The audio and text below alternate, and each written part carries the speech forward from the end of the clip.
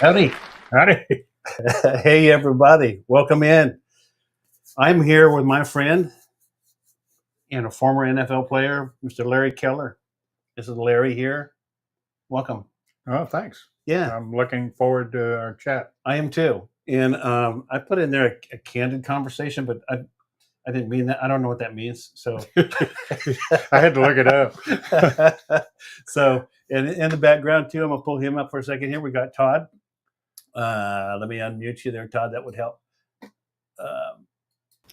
There we go. You should Hi, be in there everybody. now. Hey, Todd. Hey, We Todd. got Chris with Aries World is in, and Tyler of Texas, and Yep. Aries Virgo.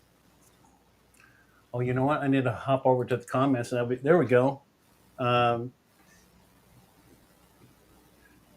this part, it takes a second. So we're kind of new to this, Larry.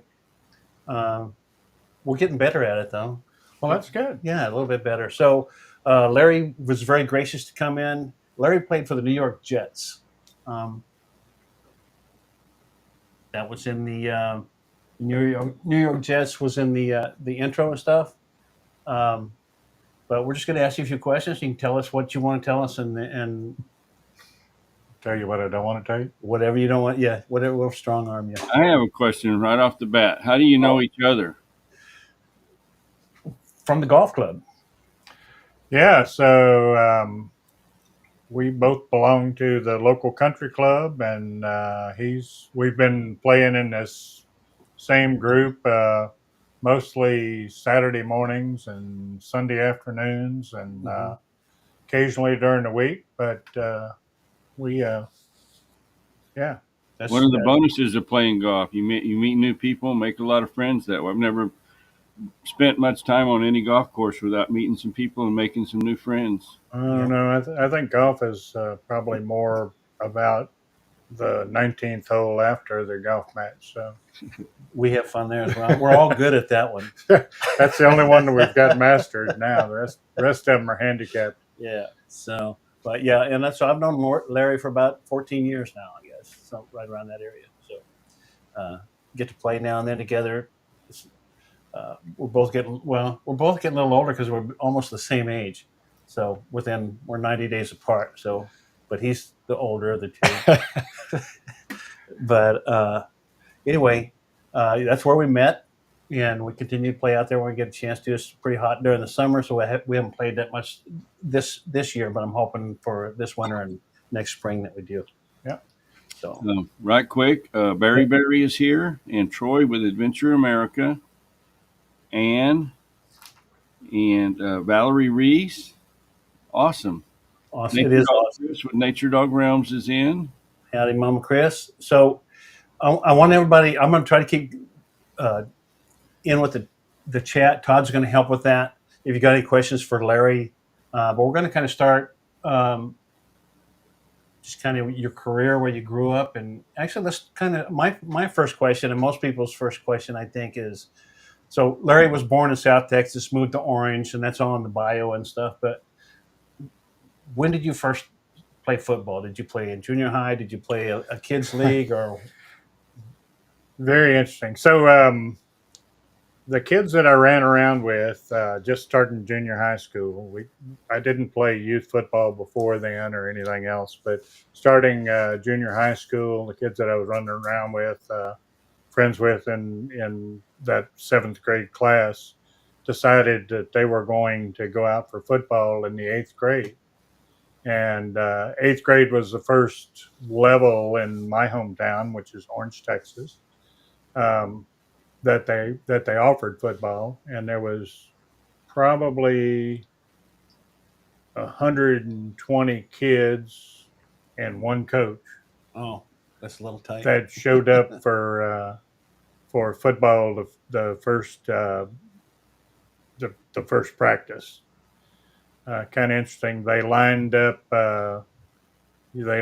half of us at one end of this probably 50-yard area that was the eighth grade practice area, and lined us up across the end of the field, and the coach blew his whistle, and you ran to the other end of the field, and the first half of the kids that got to the other end of the field, he split off, and those became the specialty players because they're faster. Mm-hmm.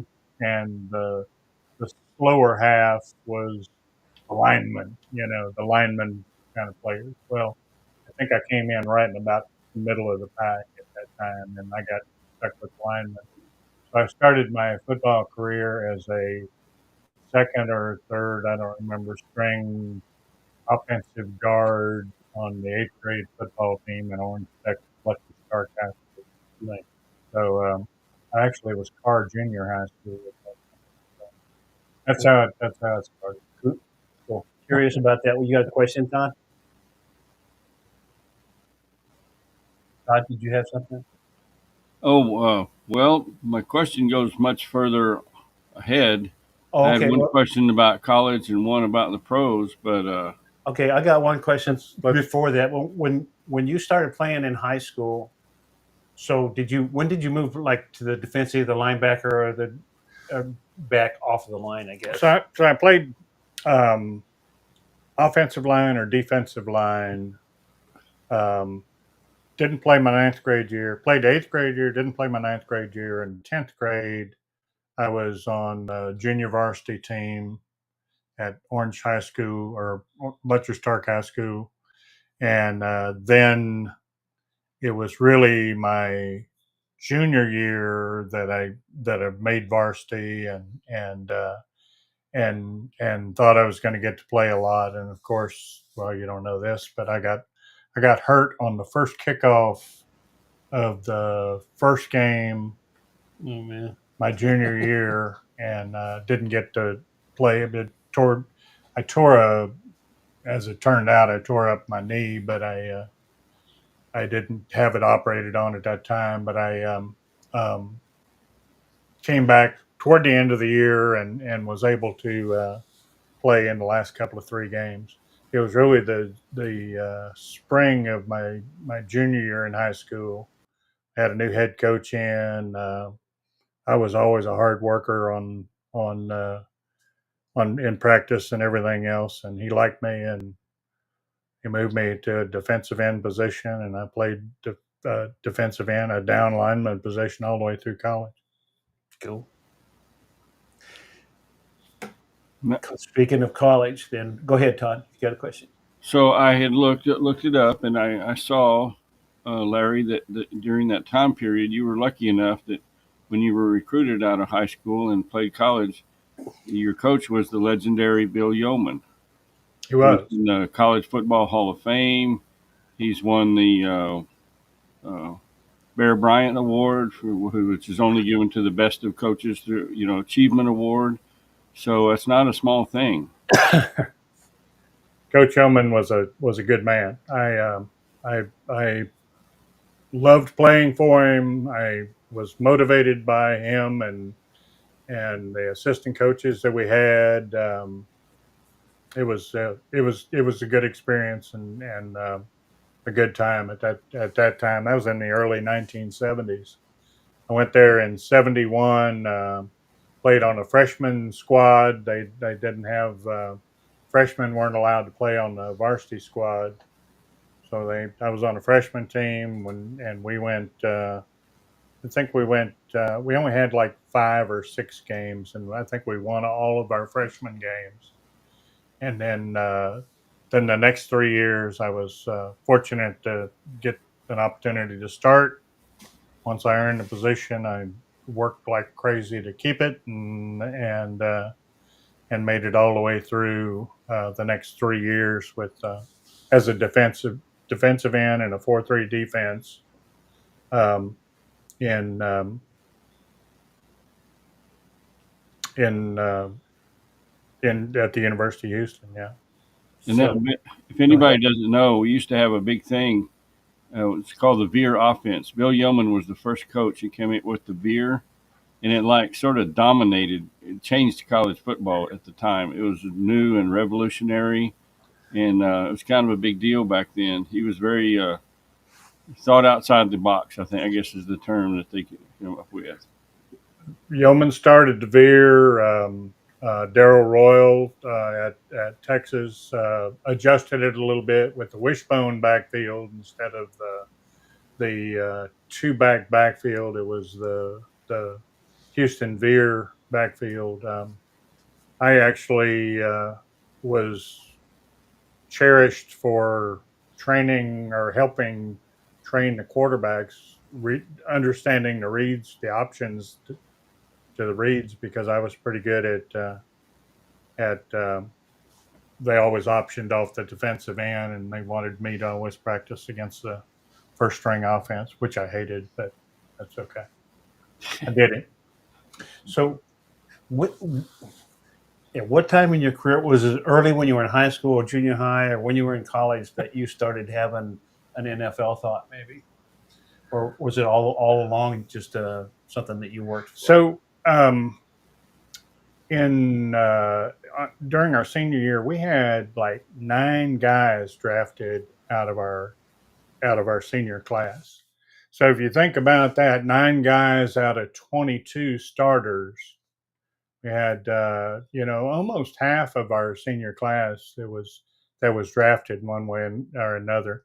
I think as high as a first round pick, um, and was probably the second or third pick, a guy named Mac Mitchell that played the other defensive end from me. And we had a second round pick, Gerald Hill, I think went to Miami, and we had several, and I was picked in what's it say up there, 8th round, 9th round? You were picked in the ninth, 9th round. and there were 16 rounds, I think. 17 rounds. 17 rounds. Yep, at that time. Yeah, I went and looked at, because I thought that was kind of impressive, just to put it in perspective for people that don't know so much. Is there in the 75 draft, there are 442 selections made in 17 rounds. 231 of those don't have no stats. They never played. Doesn't mean that they didn't stay on a team for a little bit, but they never played a game. 200. So out of the 422, 211 people played out of that. So that's less than half. In your round, the 9th round, there were 26 people were picked.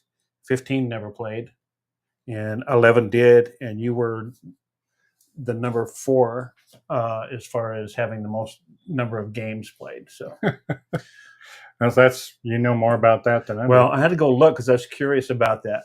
And then one quick question, it kind of jumps ahead just a little bit, but Barry said, Mr. Keller, you were a rookie during Broadway Joe Namath last year. That's correct. Yes, he was. And what was your first impression of Joe, and how was he as a teammate?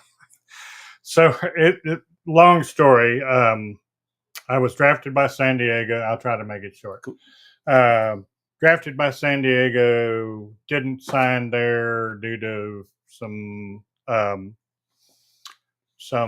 agent issues, and went to Canada for a year, came back to University of Houston, got cut in Canada, or waived, I guess is what you said. Got cut in Canada, came back to University of Houston, helped as a graduate assistant coach there for that year, which was 1975. And then I ran into, at an Oilers football game, ran into a Chargers scout that I'd run for, and he was the one that got me drafted, or put me up to be drafted by them. He said, "Come sign with us." Oh, that general manager's gone. My agent was gone. Come sign with us and come back out there. So I went out there in '76. Played all the way through the preseason. I thought I'd made the team out there, to the point of even renting the house, and and then I got that phone call that said, "You've been put on waivers," and at the same time they told me, "But you were picked up by the Jets." Well, I was in San Diego, California. Get on a airplane in San Diego, flew to Los Angeles, and then took the red eye from Los Angeles to LaGuardia Airport in New York. Landed there about 5 o'clock in the morning. Took it's kind of somewhere between a taxi and a bus. They called it a limousine, but it wasn't a limousine. Right. the Long Island limousine out to It's a short bus. I'm sorry. Probably not the only short bus I've been on. I'm But sorry. took that out to Hofstra University, and I'm sitting on my suitcase outside of the Jets complex. It's cold. I just came from Southern California, which was nice and warm, and I didn't have any warm clothes or anything, and sitting on my suitcase out there. Finally, one of the assistant coaches showed up and let me in the building and told me to go back through those double doors down the hall, and he said, just wait there, somebody will come get you. I said, okay. So I walk in there. It's the locker room, right?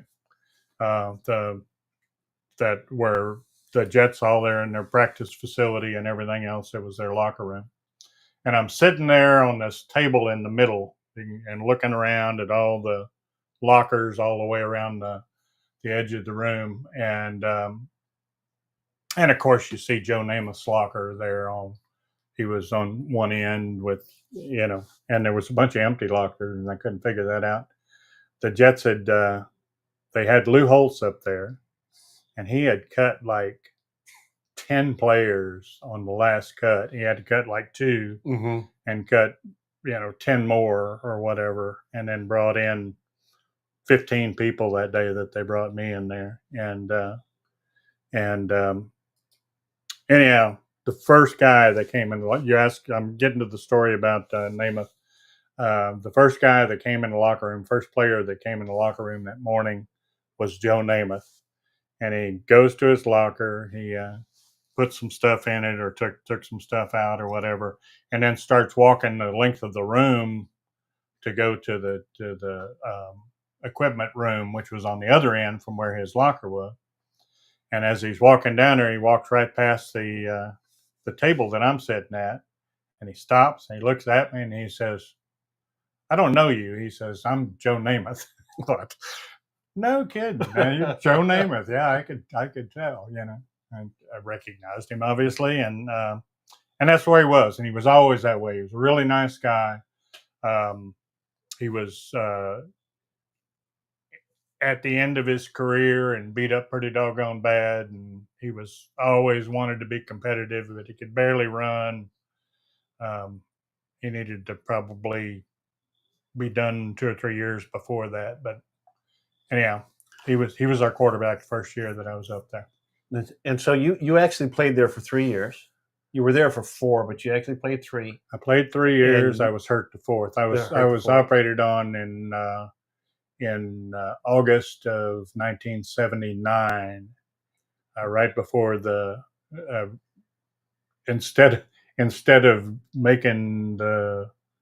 instead of being cut, I was told by Coach Michaels. Walt Michaels was then the head coach, and he called me in and he said, I hate to tell you this, but he says, you're not getting around good enough on that leg. He says, we need to go ahead and get you to have surgery on it. And if you can recover from the surgery, you're young enough to still be able to play a little bit. Well, that didn't work out so well. So, and the surgeries back then a lot different than they are now, obviously. Oh, yeah. So when did you get hurt? One of my claims to fame, let me tell you this one. One of my claims to fame is that the same orthopedic surgeon that botched Joe Namath's knees botched mine. So he was good at his craft. Actually had a heart attack in the middle of the operation. Oh no! Had to sit down on the side, and they put him on oxygen. And his graduate assistant coach that he had in there had to finish the operation. That ain't good. Well. So it probably was going to end up that way anyhow. My knee was just totally worn out. I had actually originally heard it as that what I was telling you about my junior year in high school, right? And just got progressively worse over the years, till finally the bone on bone and arthritis and all that stuff caught up with me. So I'll quit. No, you don't quit the story so long. No. Back up just a second, please. All right. What I just heard is a surgeon has got your knee all opened up. He's reconstructing your knee, and in the middle of that, he starts having a heart attack. Jim Nicholas was a renowned. That is less than ideal. He was a renowned orthopedic surgeon. He was getting a little older at the time. He was training all these up and coming doctors in orthopedic surgery, and he was creating or developing different knee braces. A lot of the stuff you see, those big um, hinge looking things that the offensive linemen wear now. Mm-hmm. He was developing that. That was called a derotation brace that he developed at that.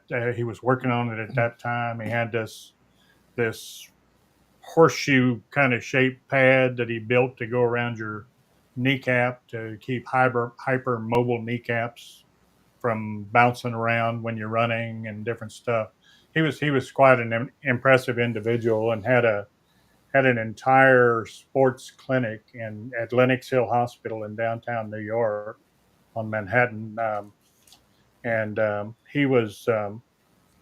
I insisted that he do the operation. I said I no ghosts. I wanted Dr. Jim to do it, and then in the middle of the operation, he had a spell that they said was a minor heart attack, and actually sat down the last probably 2.5 hours of a 4-hour operation.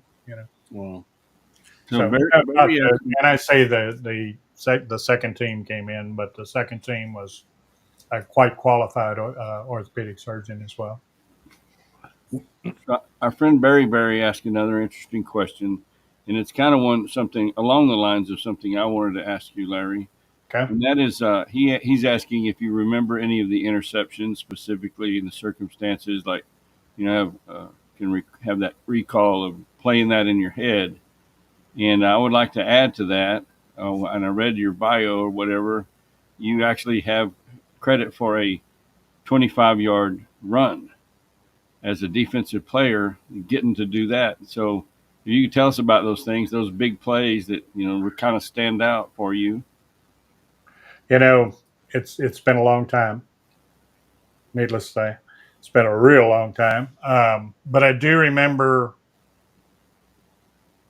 two of the interceptions for sure, and of course the run that you're talking about. Um, I guess I'll start with the interceptions. I was playing left outside linebacker in against Buffalo, and I think it was in Buffalo. Um, I don't remember the quarterback's name, but I think O.J. Simpson was still playing back then. It may have been the year after we played against O.J. I know we played against O.J. one year, but the they had a little bit of pressure. We didn't have a great team by any means, but they had a little pressure on the quarterback, and he throws it to what was his right flat, our left flat, and I was just in perfect position, and it was almost a better thrown pass to me than it was to the receiver that was kind of behind me. And I caught it, and there was only one guy between that had any possibility of catching me, and it was the quarterback that threw the ball. And I remember running down the field, and I thought I'm going to cut back into this guy and just run right over him. Uh, and then I thought, man, if I hurt him, they're going to find me, and I wasn't getting paid very much as it was. And if I tore up a starting quarterback because I intentionally ran over him, I figured I'd get a big fine, and I decided I wouldn't. So I cut away from him, and doggone if that guy didn't grab me by the face mask to take me down to stop me from getting a touchdown. touchdown. Yeah, And that's why this helmet doesn't have a face mask on no, it. no, that's not one. But anyhow, that was one. Another one was the last year, which was that I played was 78, and I think it was the last game of the year, or maybe next to the last game of the year. We played Dallas in Dallas, and that was in the heyday of the Cowboys, and Roger Staubach was the starting quarterback all that season. Well, Dallas had already made the playoffs, probably had the first seed and everything already locked up, and Danny White started in his place. And the wind was blowing probably 40 miles an hour in Shea Stadium. It was cold, cold, cold. And Danny threw a pass that was supposed to go over the middle, but the wind got it and brought it probably a good 5 yards toward me. That I should have never gotten to that ball, but the wind brought it back to me, and I caught it and started this return. And I was kind of in the middle of the field, and I started this return, and all I could think of was, they got some big old linemen, and I need to get to the outside. So I tried to get to the outside, and because of all those big guys, and fortunately Preston Pearson, Preston Pearson was the one that caught up with me and tackled me, and running back. Yeah, and Preston was he was a whole lot smaller than those other guys that I was trying to get away from. So that's two of the things. The run, I'll tell you about it real quick. The second and third year that I was with the Jets, I was the up back, the personal protector for the punter on the punt team. And unfortunately, our offense was not very proficient, and we got a lot of practice punting. Got a lot of opportunities to punt, and I think it was against the New England Patriots. They you scout the other teams, you see what they do on the different returns and how they handle all that, and their different blocking schemes. And they had one that was pretty much of a giveaway that they knew that you knew that they were going to return it. And I had been given, I think we were down in that game, but we were down in a lot of games. But I think we're down in that game, and I'd been given the okay that if it was there, if we saw that formation that we're supposed to see and everything else, that I could call the audible to go to a fake punt. Well, the thing was, when we get set, we call the blocking scheme for whatever they were throwing at us for in the punt rush, and then we'd say, I'd call that, and everybody'd hear me in the line ahead of it and everything else, and then I'd say the word ready. And so when I said ready, the center, whatever time he wanted to after that, when he was ready, he'd snap the ball to the punter. Well, when we were going to run this fake punt, I say the word set instead of ready. Well, when I said the word set, Joe Fields, our center, he's looking through his legs like he was looking at the punter, but he looks right at me, and I kind of gave him the nod. Yeah, I said set, and he snapped the ball to me, and man, people are flying everywhere.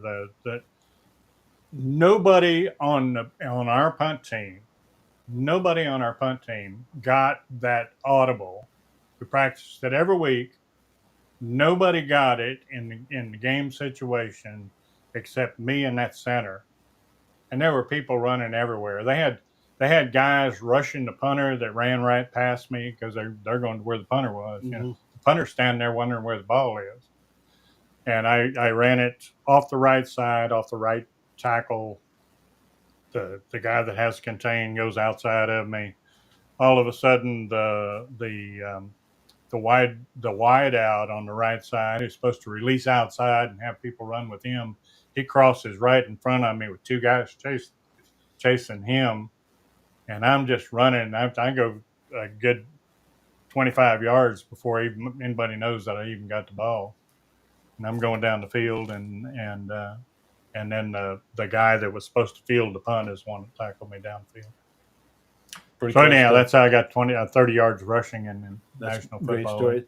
So Barry. So I want to move just for a second Yeah. to the cards. Yeah.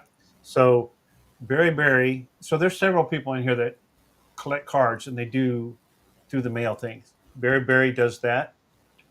He said he's got Pat Leahy's autograph through the mail. Pat Leahy was a fine man. He was a good man. And he has Mr. Keller's Topps cards. Does he sign through the mail autograph requests? I'm not going to show any addresses on this, but we're going to go through a few of these. So I would say yes, he does. So Occasionally. that's not. He doesn't get up every morning and go run to the post office to see if there's one there. I did pick up this card. This has been 6 or 7 years ago. I picked this. Oh, okay, cool. And I will put those here for. Got this card. Larry autographed that for me at the golf club. And then he asked me if I was going to sell it on eBay, and I'm like, "No, dude. It's like I'm not." So you got 27 cents for him. No, you get more than that. I think it's $5.50 or something. I have so before this card, I had 3 cards, Larry, and you can look up my 3 cards are on a. Oh, okay. I do see it. A John Elway plaque up there. And then I got this card from Larry. I got it, and Larry signed it for me.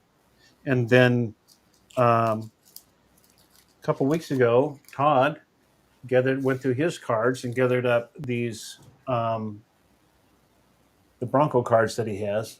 And I haven't gone all through those yet, but I've got those. Those are cool. I'm not becoming a card collector by any means, but we have a friend, a surfer who lives in Hawaii, and he does ripping. So what they does is they buy the card sets, and he goes through them and rips them live, and we all watch him do that. He had a contest a couple weeks ago. He had a Bo Nix card. What's ripping? It's where they rip open the packs and see what's inside, and that's kind of they do that live. They don't rip the cards up. No, they don't rip the cards. They open them. Is basically what they're doing. They're ripping them open. And so Surfer's a cool dude. He really is. He's an awesome person. He's very giving, very humble, and awesome. And he had a contest. He had a Bo Nix card, and you pick a number between 1 and 100. He's written the number down in one of the cases and shows it, and I won. And not to show my address or anything, but I got the card from a surfer. I want to open that. I've been waiting to open that. I've had this for 2 weeks, 2.5 weeks. I've been biting. I've been pulling at the bit or whatever, chomping at the bit. There we go. Been chomping at the bit to open this. So a surfer, I'm going to open this, dude. Thank you very much. So we're going to see what's in here. So this is going to be kind of the extent of my collection there. So this is cool. So there's the Bo Nix card that he sent me. So there's the Nix card. Thank you, A Surfer, for that. I love it. And he got put my name on the back. Got Stomp Monkey on the back. It's not written on the card. It's written on the plastic. So I have that. Thank you, Surfer. That is awesome. I'll put that up. That'll be with my Keller card. And then Surfer is told you lives in Hawaii, and he takes some awesome pictures. And he sent me some really cool pictures. This he's got a wave video that I love. Actually, he's got several of them. Got the wave video. He dives with the turtles. Got so I'm going to put these together on a thing to go on my wall too. Got another one of the wave pictures. These are so cool. Surfer, I appreciate these a lot. I really do. Check this guy out. Yeah, looks like a girl I used to date. Very cool. Oh, I love this one. This is like just inside the curl, man. That is awesome. These are awesome photographs, and thank you so much for adding those to the card pack, Surfer. I appreciate it a lot. So I'll put those, in my. I'm going to make a thing to go on the wall here. Those will be here in the Monkeys Lair. So, thank you very much, A Surfer. I appreciate you so much, brother. Love you, man, and thank you for that.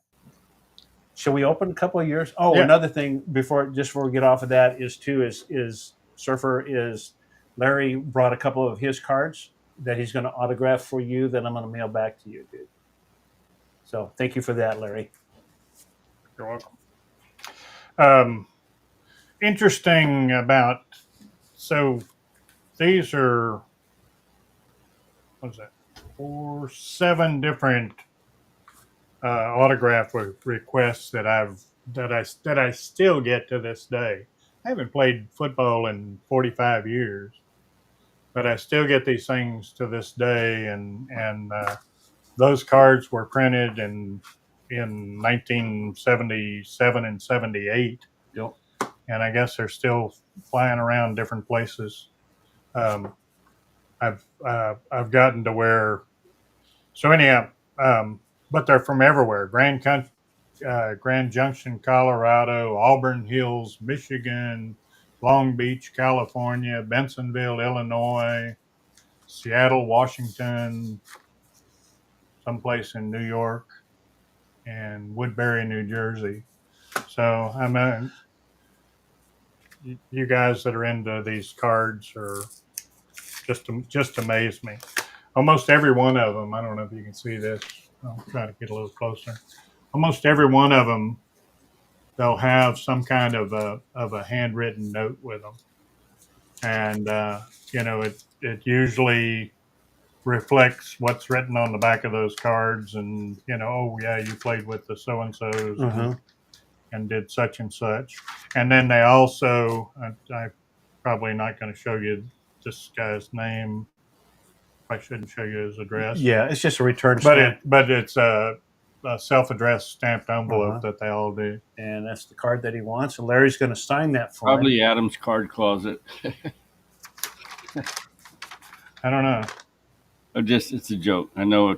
So this is from Bill. And Bill, so Larry's going to sign this card for you. He's going to autograph that for you. And what I'm going to do is on these cards that Larry has that he's going to autograph here on the live stream. I got a handwritten note that he'll send to me.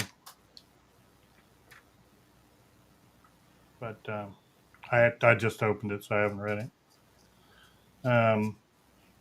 Sometimes they'll have both of the cards. I only got 2 years of cards, but sometimes they'll have both of them in there, and sometimes they'll have an extra one or so. And when I started seeing them for sale after I didn't charge anybody for signing them, I'm kind of reluctant to sign more than one of each of the cards.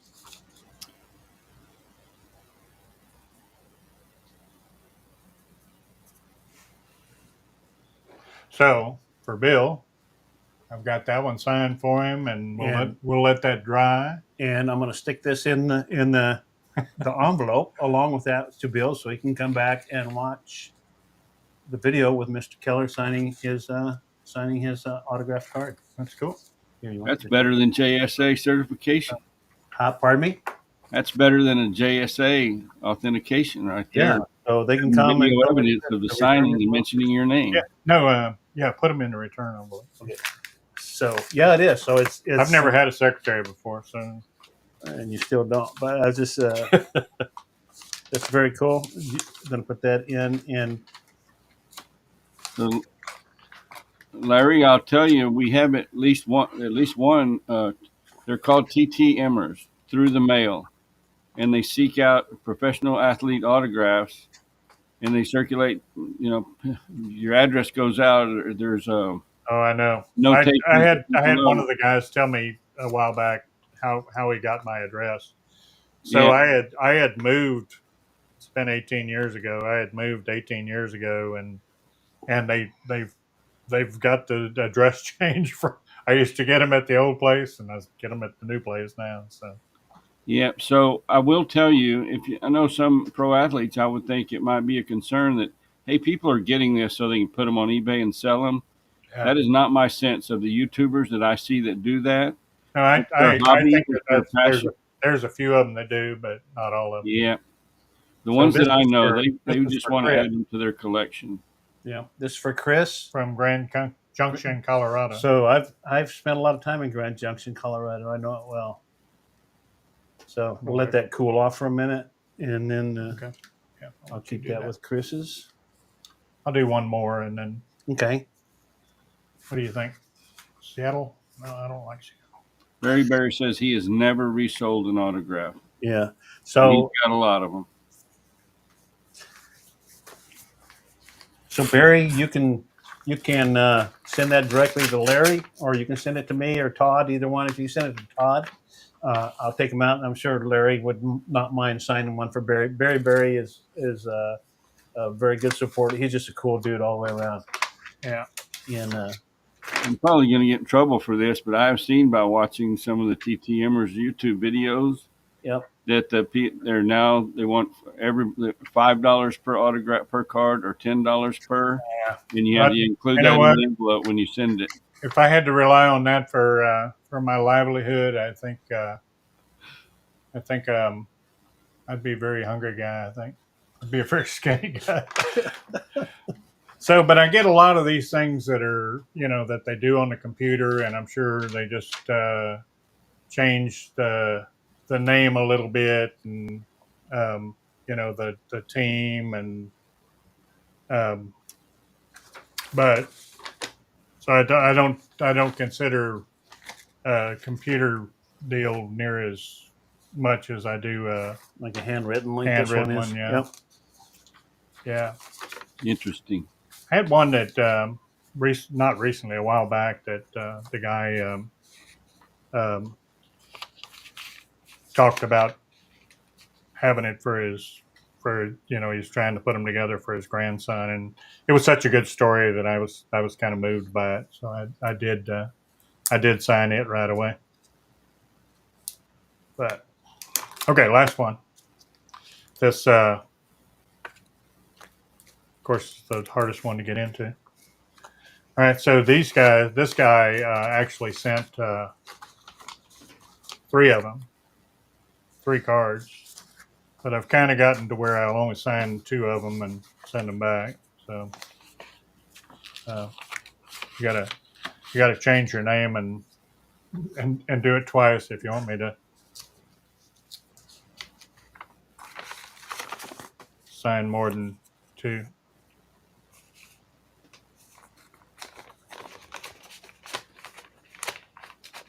How many of those have you done, do you think, Larry? Dozens or hundreds or thousands? Probably over the years, hundreds. Yeah. Just out of curiosity, I'm going to go to eBay after this is over and search for a Larry Keller autographed card and see if anybody's got any out there for sale. There was one time that I saw a card, and I don't remember what it was eBay. It probably was. Saw an autographed card, and the smaller. Okay. Yeah, if you get one. I think I do.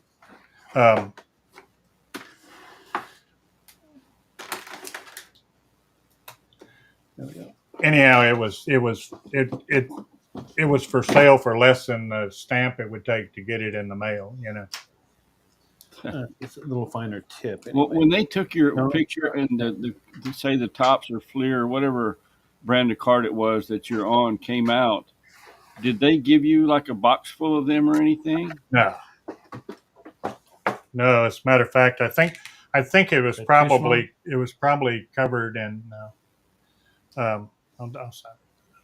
Okay. I think it was probably covered in our contract that the name, image, likeness now that makes college kids rich.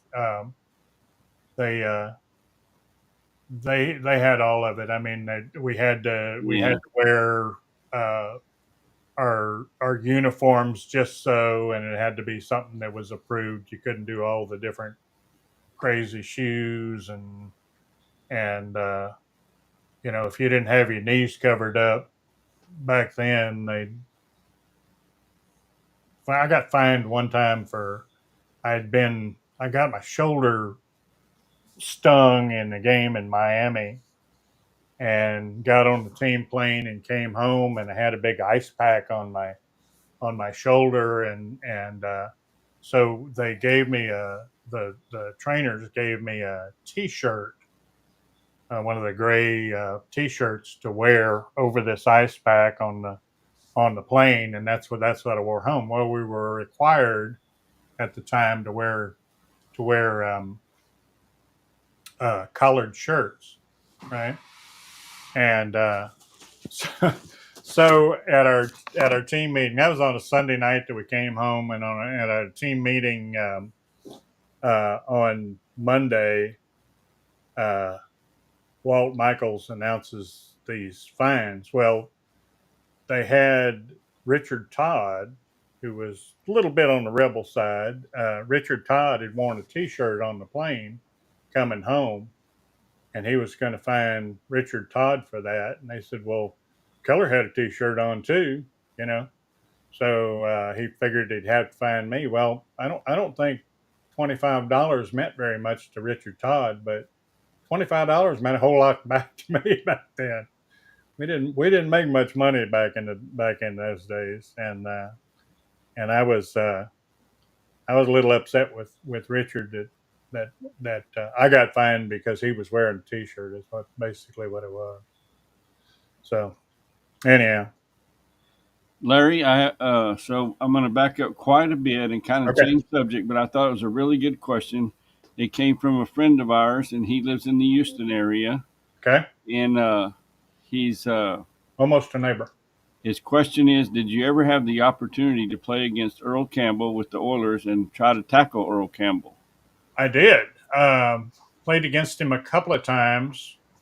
As a matter of fact, I've told a story multiple times that the very last tackle that I missed in the National Football League was against Earl Campbell You were not alone. in his prime, and he would keep driving his feet, and I would trying to hang on.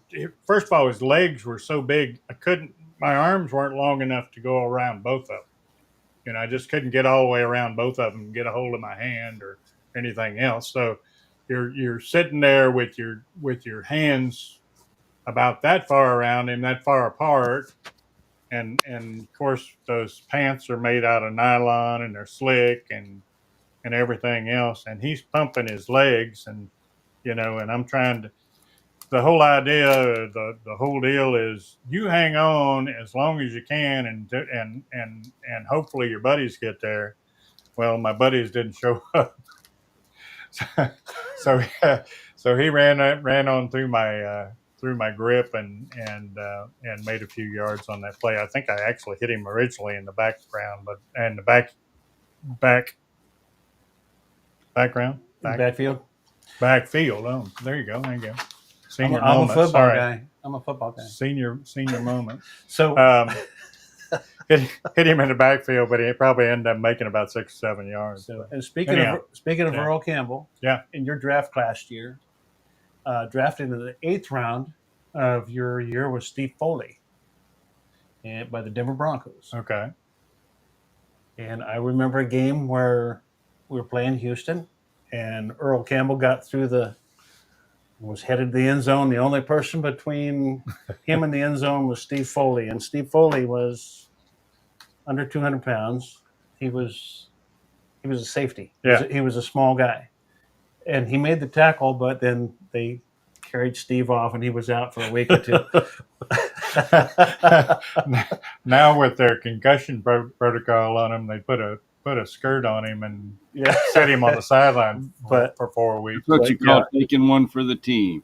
He took one he knew it was going to hurt, but he did it anyway. Well, the funny part was I had 2 or 3 times during my career where they'd ask you when you're looking at the films after the game and everything else, they'd ask you, "Hey, Keller, what were you doing on this play?" I was like, "Coach, I don't remember," because you get dinged and right. It'd be 3 plays later, you'd kind of come out of it, And speaking of the autographs, you want to show the footballs? I know you're going to do these 2 for Surfer, but yeah. Well, pardon these footballs for not being blown up. I didn't do that, but so every day, almost every day, on the tables in the middle of the locker room, they would have one of these footballs that were specially made for autographs, and they would put them on. And these are all kind of faded now and hard to read. You gotta, and of course, we're not we're closer to doctor signatures than we are to Right. penmanship leaders, Yeah. But they they would put these out in the middle of the locker room, and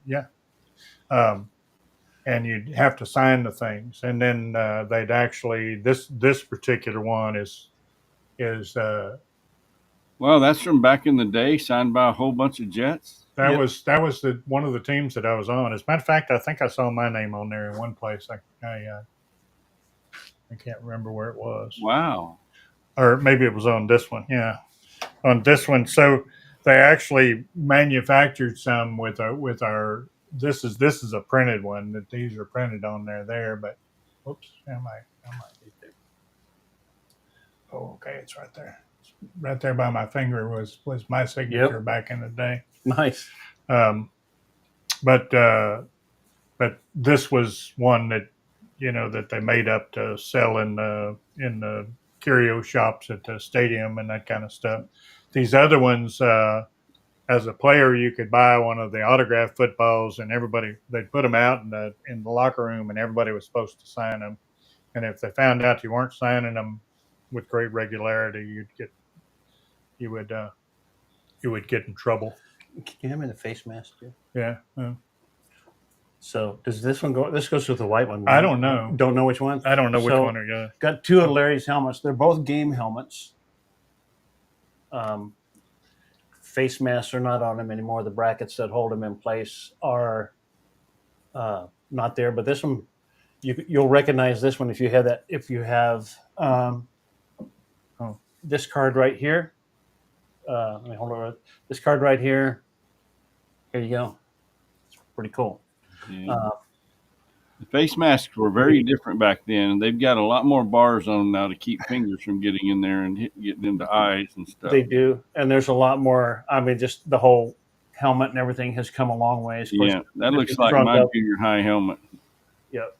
So these things were what they called water helmets. They have water and air in these little pads in the inside of them. I don't know if you can see those. Yep. And there was under this string of tape, there's little places that you actually stick a little needle into and pump them up, and that's how you adjusted the helmet. You would put it on. I can't put it on now, but they would stick that needle in there and pump it up. Right here, you can see where the needle's at. I think you can see it. Got 22 in the house. Right there, and then you can see the little round thing in the back is where it comes in. If I quit watching the thing and just turn the helmet, is where it comes in at. So here's the injection port right there. Pretty cool. Helmet technology has come a long ways. It has. The concussions and everything. Yeah. Now they wear pads on them. We used to use them to hit people how to hit them with your helmet. They taught me when I originally learned how to tackle. They taught you to put your helmet right in the middle of them. And that way, if you missed a little bit one side or the other, you'd get them with one shoulder or the other. 7 7/8 to 7 3/4, number 56. Pretty cool. So Larry, something just popped into my head, and the reason I'm going to ask this question is I've heard it in interviews with former players. I've heard this asked often on TV shows or whatever, the talking heads and all. They say on every team there's at least one, like, I don't know how to say it, very colorful person, the kind of the class clown, somebody that's just quite a character. Right. Did you have any like that, or were you that person? Or how? No, I wasn't that person. I was one that was trying like heck to keep my job and do a good job. I didn't make very many mistakes. I wasn't the greatest athlete at that time that I played. The Thomas Hendersons and the Lawrence Taylors and these monster men and athletes were coming into the linebacker ranks in the NFL. But I didn't make any errors. I could get beat, but I didn't have very many passes thrown my way because I did my assignment and didn't get out of position and everything else. They usually didn't run too much my way because I was very good at not getting hooked and everything else. Did have one game that the tight end from New England. It was before Russ Francis. I don't remember what the guy's name was. He wasn't as big as Russ Francis, but um, he uh, he decided that he was going to show everybody how bad he was by blocking me, and he did a pretty good job blocking me on a couple of the plays, and so good that they called holding on him on one of them and made him that much madder. But um, anyhow, I was the only reason I was successful and could play as well as I did was because I was a smart guy and didn't make any mistakes. I always graded good. Was there a class clown on the Jets during those days? There was. His name was Jerome Barkham, I think. He was a tight end that was probably in his fourth, fifth year when I was there, and he was a good athlete, but he was pretty much the practical joker and the clown of the deal.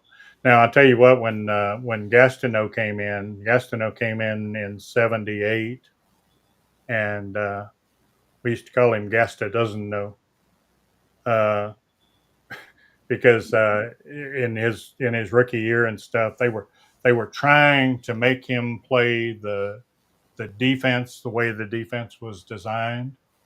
And when you have a guy that's just a crazy, amazing athlete like he was, the best thing to do is just to turn him loose and let him wreak havoc. And yeah, he'll make some mistakes and it'll cost you some yardage, but he'll also make some big plays. That was And very controversial back then, though. Joe Klecko even said Gastineau was an embarrassment at times. he could be. And of course, they ended up in developing those same guys were there when I was there. Um, um, Abdul Salam and Klecko, Gastineau, and Marty Lyons. All those guys were there in the late '70s and ended up into the '80s when they made the playoffs as The sack exchange. the sack exchange. Yeah, um, but they ended up doing a good job and doing pretty good there for a couple of 3 years in there. Yeah. So Barry is a big Auburn fan. Yeah, I saw that. Did you and see that? I saw that. And he said that I didn't remember who his coach. I do remember going to that game, and I do remember how it came down to one one pass or whatever that our one of our linebackers, I won't mention his name, blew the coverage on, and and it cost us the game. We lost 7-0 in that game to Auburn. I also my son-in-law's dad is a big Georgia fan, and we played Georgia in those years when I was at University of Houston, and we actually beat Georgia between the hedges, and they were livid. They couldn't. They still to this day can't can't believe that we beat them over there. But University of Houston had a really good team, and um, as long as we didn't have too much in the way of turnovers and stuff, we would put some points on the board. Nice. Stever 886 says, so you had some run-ins with the Zonk. The Zonk, yeah. So I went to Memphis in the World Football League was there for about a week and 3/4, week and a half, but I was in practice against the Zonk, and he was quite a bowling ball. He was. And then I'm trying to think. I don't think he was in. No, he wasn't in Miami. He'd gone to the World Football League before then. So, but he was still in his prime. Jim Kick was a nice guy, if I remember right. Zonka was just kind of quiet. He was zonk. He was the Zonk. The zonk. So, Yeah. well, Yeah. this has been awesome, man. I appreciate you coming over. I mean, for us that are football fans, and me as a friend, I just like sit here and listen. I'm just digging it. So, you didn't have to come do this. I didn't, but you didn't? But when you offered me the $500, I said, "Well, I'll do it." Yeah, and I told you it's in the mail. Oh, Hank, there was a comment earlier, and it's probably the appropriate time to tell you now, Larry. Yeah. If you look over your shoulder there, that's the last yeah. person that sat down for an interview with the To the right over there. So I wouldn't, It's that way, yeah. I wouldn't be counting on that $500 quite yet. He's still waiting. Run. He looks like he's waiting for his next meal. Yeah, he does. He does. That's Scully over there. Scully. And then I want to reiterate for A Surfer. Larry has signed these cards for you, and I'll be sending those to you, my friend, and probably a Sock Monkey path tag and a couple other things. But. And Barry, I just imagine that we need to get you Larry Keller autograph card since you're a TTMer. Yep. You've asked some really interesting and great questions. Do you have any input? I see that Barry question. Do we have any input? I didn't know anything about those cards until probably the first time that I had somebody walk up and ask me to send a card. They have cameras, guys on the sideline. You don't know who they're with. Everybody with all those big lens cameras, and they're always wandering around, and those cameras are telephoto lenses, so they don't have to be right there. You don't have to realize you're getting your picture taken or anything else. Right. And I certainly wouldn't have picked one with me sitting on the bench or other than that. I did have a package of pictures, and I didn't find it before I came over here today. But I did have a package of pictures that were like the sports information department's pictures for news releases and different stuff like that. Yeah. All that stuff. So anyhow, this has been awesome. I don't know where Todd went, but that's okay. He disappeared there for a minute. Yeah. Rick is cutting out. I'll tell you what, Larry. You're still scratch golfer. I scratch when I go. Yeah. So no, but enjoy getting out there. I need to get out there and play with you here again pretty quick. I haven't played that much lately. I know. I've been doing that. It's like I have had so much going on. This, doing YouTube stuff takes up a lot of time because I watch a lot of other people's stuff and I make comments and watch and do that. It just takes a lot of time. I don't know how some of these guys, Chris and Jeff and Val and some of those people do that stuff. But they do. Actually, I could probably just send that one to Barry, huh? Sure. Barry, got your card, man. We'll get that out to you. And Larry just signed that. Well, Sock.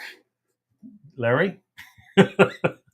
So, yeah. I know him as something other than Sock. But you know me have a couple other things other than Sock. Yeah. But, and most of them we can say in public. Yeah. So let me. There's Todd. So I think we're fixing to wrap it up. Larry's got a Christmas party to go to. I do. Otherwise, he might have had a beer or two with us, but But the evidence. He's got some quality H2O instead. And Larry, thank you so much, man. I appreciate it. Yeah. Always a pleasure. Yes, it is. It really is. Todd, thank you for coming in. Todd, good to meet you. Oh man, I got you muted. I'm sorry. Now, hold on, just say there you go. You're good now. It was very nice to meet you, Larry. This great live stream. Sock Monkey and Larry, y'all did a great job on this. I think everybody here enjoyed it. Nobody very much. asked me about my beard. What about your beard, Larry? Well, I've been Santa Claus for the last 4 or 5 years. I Oh, knew you were Santa. Santa, I knew you. I knew it. the last day, my professional career was in the oil field, and right about the start of COVID, we had finished up the contract that I was working on, and the last day that I worked in the oil field was the last day that I've touched a razor. Trimmed a little bit, but I have not shaved since COVID started. I propose at the very end of this live stream, when Sock Monkey's about to hit the button and end it, the last thing we hear is your best ho ho ho Merry Christmas. I could probably sure, Yeah. maybe. I'll try to hurry. You have to hurry. I got nowhere to be. I don't either. Right. I don't have to go to a Christmas party. I'm not going to a Christmas party. Are you going to the Christmas party as Santa? No. He's going to. As a matter of fact, I think I'm retiring as Santa because So what's very cool? I'm sorry, I didn't mean to interrupt. But Santa I did can't that retire. a couple times. What? I told Todd I did it at the daycare once, but I don't have this. See, I got to wear them, and the only reason I did it because the thing was brand new. I don't know. Can you show Uh, them that? yeah, I Sock could- Monkey, you have to make this not made for children where they can't watch it because we can't hear the kids hearing Santa's retiring. he's not retired. I'll tell you what. I would like to Awesome. post this up there, Larry. If you'll send that to me. I can't put it up on this live stream, but I will put it up. I'll show that later, if you don't mind sharing that. So that's cool. But I did Santa thing twice because I was the only one wearing the beard thing, and it was brand new. Otherwise, I wouldn't have done it. If you look close, my beard's a little grayer than my hair there. Yeah, that's okay. But you That's look okay. like Chris Kringle. I didn't, but I sold it. The kids were small enough that they bought it. Yeah, that's good. So, Mandy Lee, thanks for being I here. don't do it professionally. I just do it Right. as a volunteer. Appreciate everybody that came into the live stream today. Hey, And, yeah. Thanks for watching. Yes, I appreciate everybody coming in. There'll be more people that will watch it later on. Okay. And again, Good. Let's go viral. that would be awesome. so let's not have any memes off of it. Huh? No, let's not. But I'll tell you what. Let's go this route. I've got coming into this live stream. I've got 209 subscribers. Oh wow. And we'll see if that goes up or down. I would, if they watch it, it'll go up. So thank you everybody for being in here. I'm gonna go ahead and cut this off. Larry's got somewhere to go. Todd, thank you so much. Everybody that was in here, appreciate you so much. Appreciate your support. Appreciate you being here, sharing with each other and having a good time. And again, thank you, Larry. I'm going to push the red button. All right. And we're going to. Larry, you're up. All right. See you, Soccer Mike. Santa, you're up. See y'all later.